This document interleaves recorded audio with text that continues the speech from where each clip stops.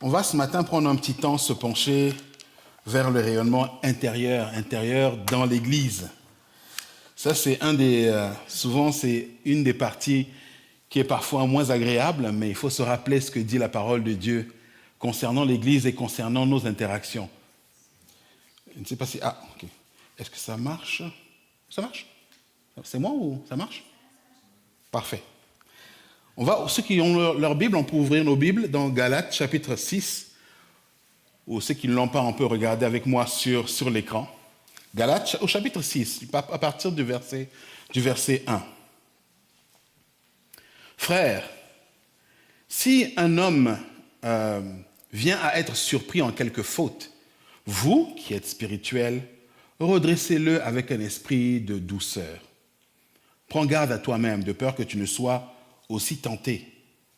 Portez les fardeaux les uns des autres, et vous accomplirez ainsi la loi de Christ. Si quelqu'un pense être quelque chose, quoi qu'il ne soit rien, il s'abuse lui-même. Que chacun examine ses propres œuvres, et alors il aura sujet de se glorifier pour lui seul et non par rapport à autrui, car chacun portera son fardeau. Amen. Une des choses qui a le plus la capacité de détruire une église, c'est le jugement réciproque. Ce frère n'est pas assez spirituel. Cette sœur-là, vous avez vu comment elle s'habille? On dirait une prostituée. Alors d'ailleurs, il n'y a pas d'amour dans cette église. Ah, cette église est une église morte. Un enfant à qui on demandait ce que pour lui signifiait le mot égoïste, l'enfant a répondu, un égoïste, c'est quelqu'un qui ne pense pas à moi. C'est ironique, hein? Mais pourtant, c'est la définition qu'on a dans la tête, nous, d'égoïste, même si on ne le dit pas comme ça. C'est profondément humain, c'est humain, profondément humain. Nous sommes des machines à jugement. Dans notre nature déchue, nous sommes des machines à jugement. Même si on n'aime pas être nous jugés, on déteste ça. Et c'est une habitude de regarder de haut ceux qui n'ont pas atteint la marche sur laquelle nous sommes. Sans nous rendre compte un seul instant que c'est Christ qui nous a portés tout le long jusqu'à ce qu'on arrive sur cette marche-là. On pense qu'on a atteint cette marche par nos propres moyens. La Bible dit, les Écritures disent, qu'as-tu que tu n'as pas reçu? Et les Écritures disent vrai. Qu'est-ce que tu as accompli, qu'est-ce que tu possèdes qui ne t'a pas été donné par le Seigneur? Rien. Ça va? Le verset 1. Traitons nos frères. Et juste avant que je continue, le mot frère ici, c'est adelphoi, c'est en général, frères et sœurs. Ça ne s'adresse pas aux hommes, c'est tout le monde. Traitons nos frères et nos sœurs avec douceur. Le verset 1 dit ceci. Frères, si un homme vient à être surpris en quelque faute, vous qui êtes spirituels, redressez-le avec un esprit de douceur. Prends garde à toi-même, de peur que toi aussi, tu ne sois tenté.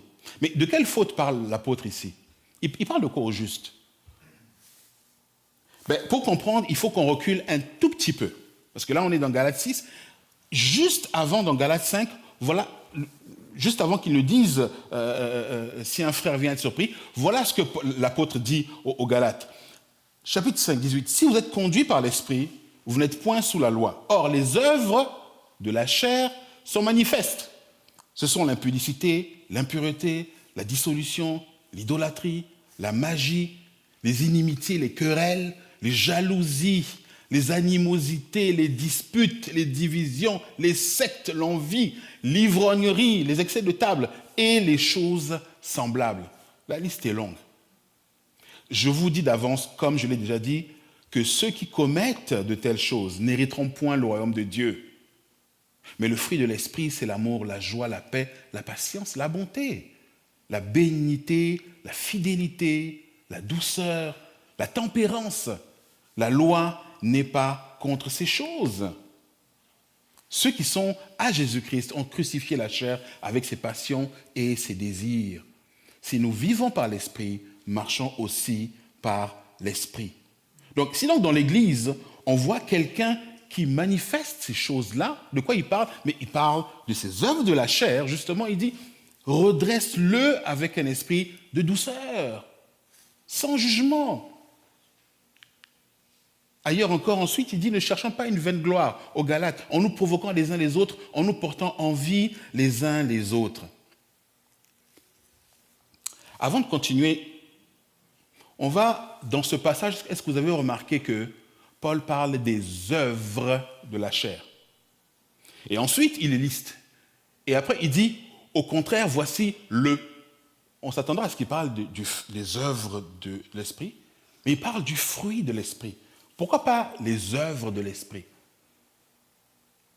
Ce qui est central ici, c'est le fruit de l'esprit, et le reste découle, les bonnes œuvres dont Pasteur Michel vient de nous parler, découlent de ça. Il met en opposition les œuvres et le fruit de l'esprit. Juste pour qu'on comprenne juste un peu ce point-là, Jésus a fait exactement la même chose à plusieurs reprises. Une des reprises, on lui a demandé, dis-moi, là, on est touché. Là, ce que tu as dit, là, ça nous... Quelles sont les œuvres qu'on doit faire pour hériter du royaume de Dieu? Dis-nous. Et Jésus leur demande, et il leur dit, l'œuvre que Dieu attend de vous, et là, il tend l'oreille, c'est que vous croyez au Fils de l'homme. Et vous croyez en celui qui l'a envoyé. Oh, c'est pas une œuvre, ça. Et ailleurs, dans la parabole du publicain et du pharisien qu'on connaît, on va la lire. 2 hommes montèrent au temple pour prier. L'un était pharisien et l'autre publicain. Le pharisien debout priait ainsi en lui-même. Oh Dieu, je te rends grâce de ce que je ne suis pas comme le reste des hommes qui sont ravisseurs, injustes, adultères ou même comme ce publicain-là. Moi, je prie 2 fois la semaine. Je jeûne 2 fois la semaine. Je donne ma dîme de tous mes revenus. Le publicain, lui, se tenait à distance et n'osait même pas lever les yeux au ciel. Il se frappait la poitrine en disant « Oh Dieu, sois apaisé envers moi qui suis un pécheur. » Et Jésus dit « Je vous le dis, celui-ci descendait dans sa maison justifié plutôt que l'autre. Car quiconque s'élève sera abaissé et celui qui s'abaisse sera élevé. » Le Seigneur met ici en opposition les œuvres justes et bonnes que le pharisien met devant Dieu et l'attitude de cœur du pharisien. Le pharisien et du publicain. Le publicain, lui, il n'a rien à offrir. C'était des gens qui étaient rejetés à l'époque de Jésus. C'était des gens qui étaient méprisés. C'était même moins que des chiens. C'était des traîtres à la race juive parce qu'ils collaboraient avec l'occupant romain. Ils étaient méprisés. Et lui, tout ce qu'il a à offrir simplement, c'est sa contrition. Et dire, regarde, j'ose même pas lever les yeux vers toi. Et le Seigneur dit que c'est celui-là qui est parti justifié. Les œuvres et le fruit. Attention, on ne dit pas ici que les œuvres bonnes sont inutiles. Notre frère ici nous a bien détaillé ces choses-là. La manière de rayonner, par toutes ces façons-là. Par le témoignage, par la parole, par l'attitude, par la douceur, par l'amour, tout ça, ce sont des œuvres que Dieu nous met à notre disposition pour que nous puissions aller vers le dehors. Les œuvres bonnes envers le dehors ou envers nos frères ne sont pas mauvaises. La prière, le témoignage, les rassemblements, la communion, la méditation de la parole de Dieu, toutes ces choses-là, elles sont bonnes. Elles sont bonnes quand elles découlent de l'esprit. Le verset 1, si on revient au verset 1, il dit « Si un frère est surpris dans l'adultère, moi qui suis spirituel. » Je me demande si Paul était ironique. Des fois, Paul, il est un peu ironique. On ne sait pas trop. Si en disant « vous qui êtes spirituel », c'était ironique ou pas, mais moi qui me considère, qui suis spirituel, je dois le redresser dans la douceur. Redresser le frère, redresser la sœur ne signifie pas le juger, le mépriser, regarder de haut. et lui dire que moi, je ne me permets jamais de tomber dans de tels travers. Redresser. Toi qui redresses. Le mot grec que Paul utilise ici, c'est cathartizo. J'aimerais juste qu'on regarde ce mot-là. Parce que dans notre esprit, nous, quand la langue est une chose vivante, la langue évolue. Et le sens d'un mot évolue, c'est normal, il change. Et donc, du coup, le sens vient avec un champ de signification, un ensemble de significations. Et pour nous, le mot redresser, on redresse un arbre, quick, on redresse un barreau, on redresse une clôture. Le terme redresser est quelque chose signifie toujours pour nous quelque chose de violent. Mais le mot que Paul utilise ici, cathartizo, a différents sens. Il pouvait signifier perfectionner, tirer, redresser, compléter, rendre capable à nouveau, réparer. Réparer ce qui est abîmé. Tirer de là, rendre capable de faire à nouveau partie de la communauté, restaurer. Il n'y a rien dans ces verbes-là qui tapent, qui frappent, qui critiquent, qui méprisent ou qui jugent. Il n'y a rien dedans. Seulement l'amour et la grâce manifestés dans le but de restaurer. Par la repentance, la confession, l'écoute, la prière, la parole de Dieu, l'attitude de cœur. La communion avec Dieu et avec les frères est restaurée. Redresse-le avec amour. De là où il est, ramène-le dans le giron. Permets qu'il fasse à nouveau partie de la communauté. Qu'il puisse prier avec vous en vous regardant droit dans les yeux, sans à chaque fois regarder par terre parce qu'il a encore honte, qu'elle a encore honte, qu'elle se sent jugée. Qu'elle puisse être libre de participer à vos repas librement, sans se sentir que je suis encore sale. Et tout ça doit être un avertissement pour moi. Prends garde dans tout ça. Toi-même, prends garde à toi. Je peux y succomber moi-même si je ne fais pas attention. Dans les années 90, là c'est les petites histoires de Yann. Dans les années 1990, la canne à sucre a fait son entrée au Niger. Tout le monde connaît la canne à sucre, n'est-ce pas? On en tire du sucre. Mais est-ce que vous avez déjà vu le fruit? On n'en a pas ici. Si, de temps en temps, on en a. J'en ai vu à Maxi. Je ne sais pas si Jean-Pierre est avec nous. Jean-Pierre, tu en as vu à Maxi? Oui, les barres de canne à sucre. Il y en a à Maxi. Un jour, si vous avez l'occasion, prenez juste une petite... Achetez un petit morceau de canne à sucre. Si vous voyez ça à Maxi, ramenez-le à la maison. Oui. Le fruit. Est-ce qu'ils vendent le fruit? Oui, ils vendent le fruit carrément. La canne à sucre, le fruit carrément. À Maxi, j'en ai vu. Prenez-le à la maison, coupez une petite section, enlevez l'écorce, ça s'enlève avec les dents, c'est comme ça. On enlève avec les dents et on croque dedans. On mâche. La chair, elle est spongieuse. Elle ne s'avale pas. C'est juste le jus qu'on avale et puis on recrache le... La canne à sucre a fait son entrée au Niger. On ne connaissait pas à l'époque la canne à sucre. Pas du tout, c'était inconnu. Peut-être les pays qui étaient les pays de la côte connaissaient ça, ils étaient habitués, mais pas au Niger. Ça c'était jamais arrivé. Et quand c'est arrivé au Niger, on a pris l'habitude, nous, ce qu'on faisait, on le mettait au frais. On l'achetait la canne à sucre, on coupait en sections comme ça, et on les mettait au congélateur ou au frais. Parce qu'au Niger, il fait extrêmement chaud. Vraiment, vraiment, vraiment très chaud. La dernière fois que j'y étais, il faisait 51 degrés. 51 degrés, il ne faut pas imaginer. Une chaleur de bête. 51 degrés. Et oui, à 3 heures du matin, c'était 32 degrés. Ça, c'était le plus bas. Ça ne descend pas en dessous. Ça ne descend pas en dessous. Pendant la période chaude, il fait chaud. Et donc, quand il fait chaud comme ça, on sortait, les vendeurs vendaient leurs morceaux, c'est-à-dire le canne à sucre, leurs morceaux de canne à sucre. Donc, tu prends ta canne à sucre fraîche, elle est fraîche, tu l'épluches et puis hop, tu manges la canne à sucre, c'est frais, c'est rafraîchissant. Mais voilà le problème. La canne à sucre a eu un effet pervers. La canne à sucre a fait qu'au Niger, cette année-là, le nombre d'accidents de la route a augmenté d'une manière drastique. C'est monté en pic. Pourquoi? Vous avez compris. Non.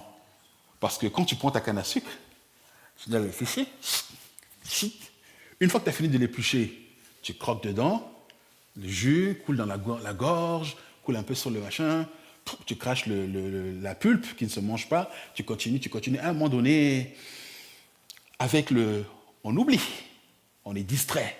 Bam! On frappe, on oublie un stop, on oublie un panneau, Et donc les accidents, y compris les accidents de vélo. Les vélos qui rentraient dans des voitures, les voitures qui rentraient dans des vélos, des voitures qui rentraient dans des poteaux. Et moi, quand j'ai entendu ça aux nouvelles, et puis justement il y avait un ami qui en parlait, moi ça m'a fait rire. J'ai dit que ce peuple-là est idiot, franchement.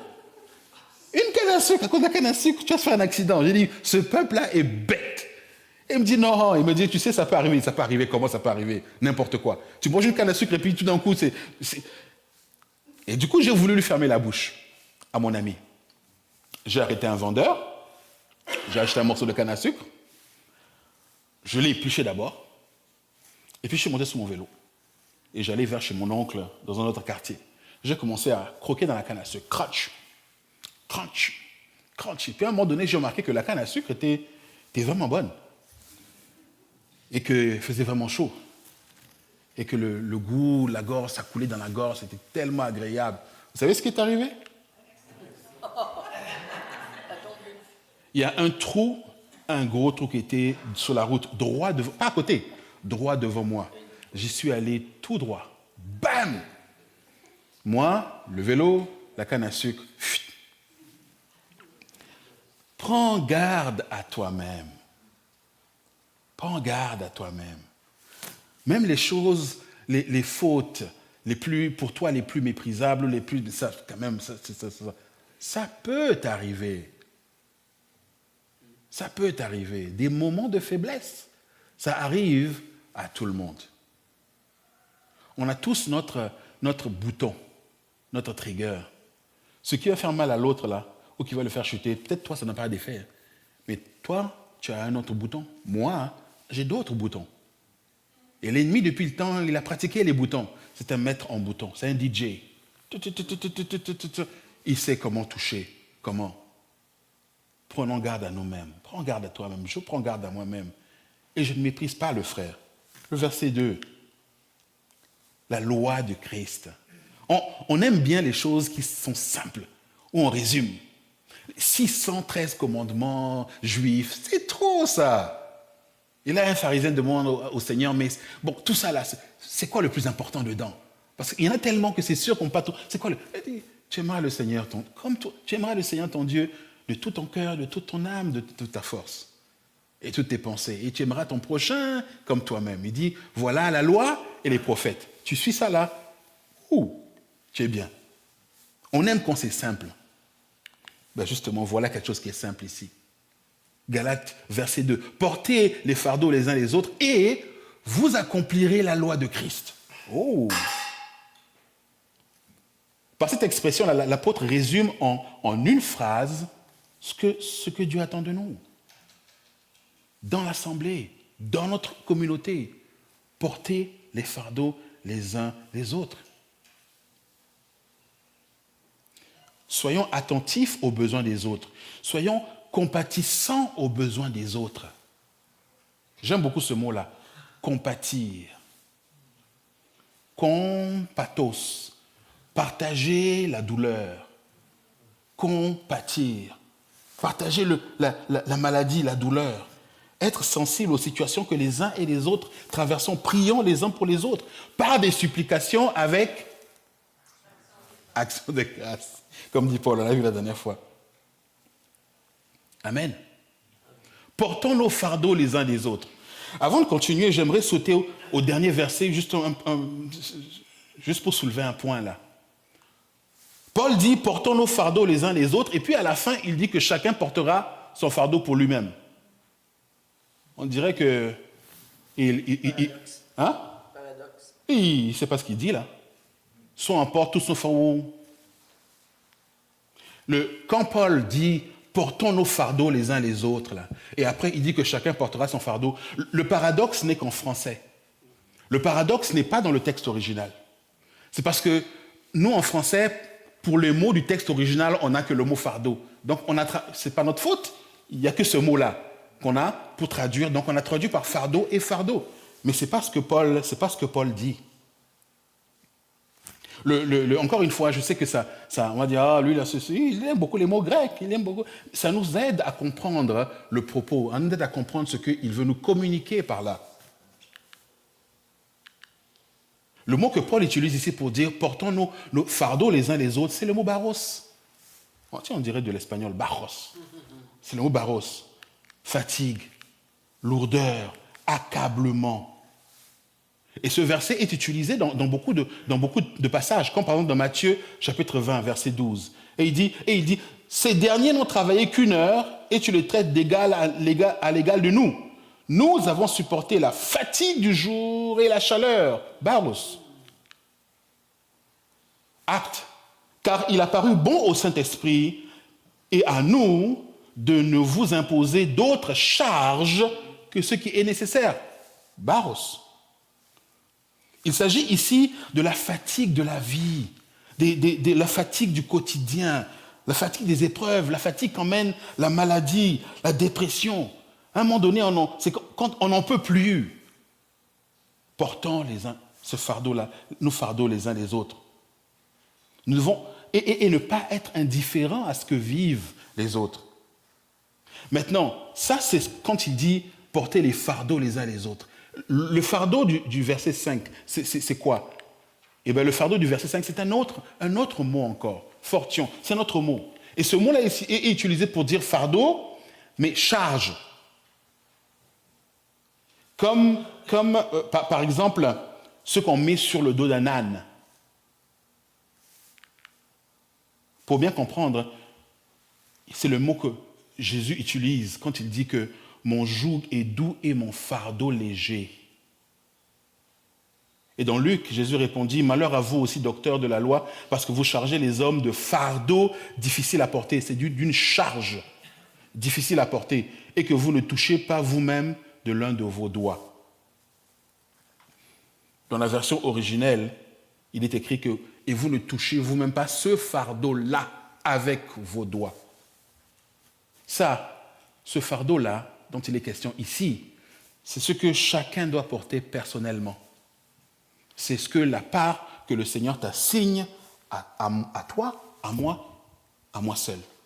C'est ma croix, ce que moi je dois porter.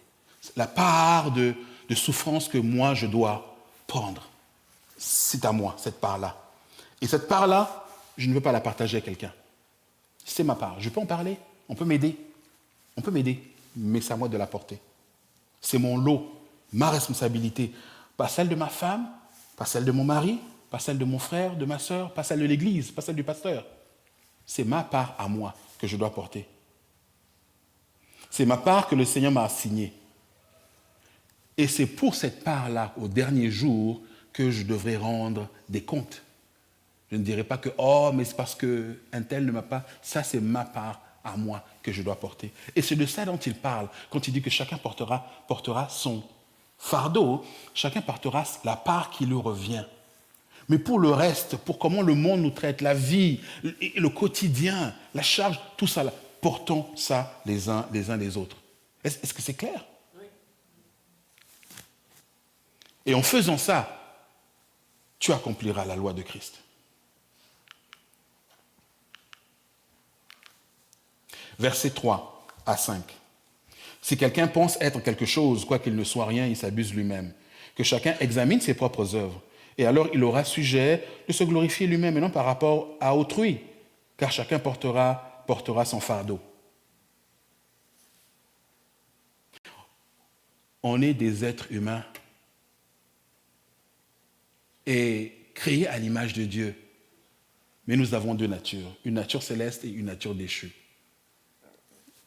Et souvent celle qui parle la plus fort là. En tout cas, c'est pour vous, mais pour moi, ma nature déchue l'amène. Dès que je me lève le matin, cling, cling, cling, cling, cling, cling, cling, c'est parti.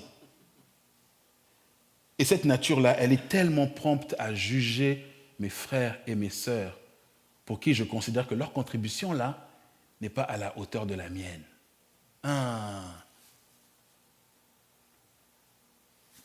On a tendance à juger, c'est normal. C'est notre nature. Et c'est comme ça qu'on est. Si nous œuvrons par la chair, la conséquence sera pour nous de juger sévèrement ceux qui n'œuvrent pas. Mais si nous œuvrons par l'Esprit de Dieu, le travail que nous faisons pour nos frères, pour nos sœurs, pour l'Assemblée, pour l'Église, pour rayonner, on le fait par amour du Seigneur et par Esprit de Dieu. On sera emmené. C'est quoi la conséquence? La conséquence, c'est qu'on sera à genoux devant Dieu et on va le remercier de tout notre cœur du privilège qu'il nous accorde d'être dans son œuvre, de participer à son œuvre. C'est un privilège. Et à ce moment-là, on se verra réellement comment nous sommes. Totalement inutile. Complètement inutile. Le Seigneur a une parabole là-dessus où il dit « Qui de vous, ayant un serviteur qui laboure, qui paie les troupeaux, lui dira quand il revient des champs, et serviteur ici, on s'entend bien, hein, c'est esclave, approche vite et mets-toi à table. Ne lui dira-t-il pas au contraire, prépare-moi à souper, ceins-toi, attache ta ceinture, et serre-moi, jusqu'à ce que j'aie mangé et bu. Après ça, toi, tu mangeras et tu boiras. Doit-il de la reconnaissance à ce serviteur parce qu'il a fait ce qui lui a été ordonné? Vous de même, quand vous avez fait tout ce qui vous a été ordonné par Dieu, dites, nous sommes des serviteurs inutiles. Nous avons fait ce que nous devions faire. Est-ce que Dieu va nous demander de mentir? Est-ce que Dieu peut nous demander, mentez? Non. Quand vous aurez fini, mettez-vous à genoux et puis montez-moi devant ma face. Mentez-moi. Il nous dit, dites, nous sommes des serviteurs inutiles. S'il nous dit de dire ça, c'est parce que c'est la vérité. On n'a absolument pas à se péter les bretelles pour dire que voilà ce que Dieu a accompli au travers de moi. Il aurait pu accomplir au travers de n'importe quoi, de n'importe qui. Il dit, vous dites que vous êtes fils d'Abraham. Je vous dis que Dieu, de ces pierres, de ces cailloux, peut susciter des descendants à Abraham. Et c'est la même chose. Des fois, quand on lit la parabole du publicain et du pharisien, on ferme et puis on dit « Oh Seigneur, je te remercie de ce que je ne suis pas comme ce pharisien. » Ça arrive. Le Seigneur est le roi des rois. Et je vais finir par là. Il est le roi des rois. Il est le Seigneur des seigneurs. Soyons humbles devant lui. Soyons humbles. On lui appartient. Je lui appartiens. Tu lui appartiens. Corps, âme et esprit. Il fait ce qu'il veut. Le Seigneur est dans les cieux et il fait ce qu'il veut. Si j'écoute, si je comprends que le Seigneur, notre Dieu, est le seul Dieu, si j'aime mon Dieu de tout mon cœur, de toute mon âme, de toutes mes forces, alors je porterai le fardeau de mon frère, de ma sœur, je les aimerai d'un amour sincère et je prierai pour leur rétablissement si jamais ils chutent. Je ne les critiquerai pas, je ne les jugerai pas. Je prierai pour leur croissance s'ils ne grandissent pas comme moi je le vois. Et je les accompagnerai dans la douceur et dans la vérité. Voilà le fruit de l'esprit. Voilà la loi de Christ. Le premier truc qui me vient à l'esprit à chaque fois, je vous le cache pas, c'est la critique. Moi j'ai la critique facile. Même si je ne le dis pas. J'ai la critique dans le cœur, j'ai la critique facile. Et puis des fois, je suis tellement scandalisé que je vais devant le Seigneur. Puis je dis, Seigneur, regarde un tel. Mais ça fait des années, à chaque fois que je suis allé devant le Seigneur, la première question, à chaque fois, la première réponse qu'il me donnait, c'est me dire, et puis toi? Je dis, et puis moi, c'est pas de moi dont on parle, non. On parle de, et puis toi? Non mais, et puis toi, parlons de toi, et puis toi. Puis à un moment donné, le Seigneur travaille le cœur. Ok. Et puis là, je prie pour le frère ou la sœur. Et puis 2 jours, 4 jours après, je reviens. Non, là, c'est différent. Parce que là, et la première question qu'il me pose, et puis toi? Et toi? Et toi? Et on ne parle pas de moi, là, on parle de, et toi? Et nous? Et ça m'a guéri. Ça m'a guéri, pas de critiquer, mais ça m'a guéri de partir critiquer devant lui.